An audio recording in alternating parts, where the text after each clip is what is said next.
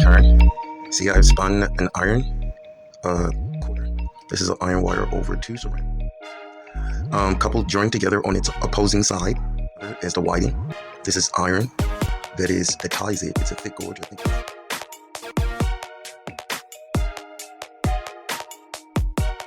And it binds the 2 permanent ceramic. And I have an AWG24 of copper magnet wire and an aluminum coil. And this is aluminum coil wire. I believe this is aluminum wire. And it has opposing force and essential. So when I magnetize this wire, and the turns, my fault. The turns are 3. This is 300 turns in essential. These turns I don't know because of the aluminum. But I wanted to balance it in a formula. 300 turns of essential, 300 turns from the outer, 300 turns. So if anything, I want to always keep it, and that would be all 3 of these combinations will be 300 turns. So unfortunately not today. So I'm going to see if I can add the 2 capacitors to the phase ends and a single phase rectifier and charge the capacitors and let it go and assemble capacitors together like a battery and see what happens and what occurs after I charge. If I get it to float, self-repel as far as self-repulsive.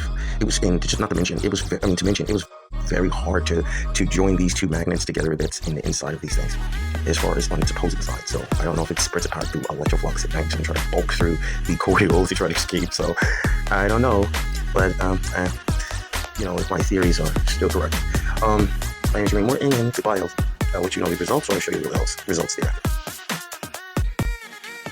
Okay, so I'll wrap the rest of the unit with another coil, like the turns around here, and aluminum.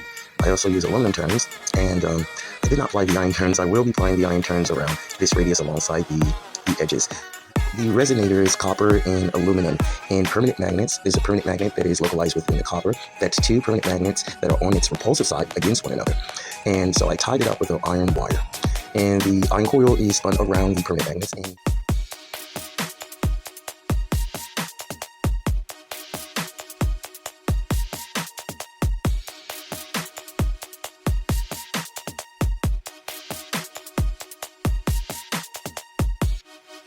And so this is for my self-repulsive small little LUTs.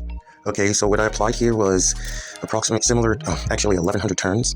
So in this iron core, or iron enclosure to circumference the coil, the winding energy, there is actually 450 turns. I think 460 turns in here. So all the numerates together is 1100 turns. There is 400 here. There's 300 turns here. There's another 250 turns here. There is aluminum coil, there is iron coil, and there is an iron circumference for magnetism for the flux, and that's around the base. I have it in a plastic cup with the iron around it, circumferencing the plastic cup. And the permanent magnets, which fix central opposing one another on its opposite polar side, facing one another on its opposite polar side, and have them buckled together by a winding coil that is circumferencing vertically and horizontally of its shape. Now this brass is circumferencing the diameter, which will act as a diamagnetic, common to the aluminum and common to the copper. Therefore, the repulsive force will lift the magnet in the ear. Because of the more winding energy that is Hall effect solenoid sends will move the object into the ear. Now the spinning of the object in the ear and slow rotation, I have also the turns of the aluminum coil that is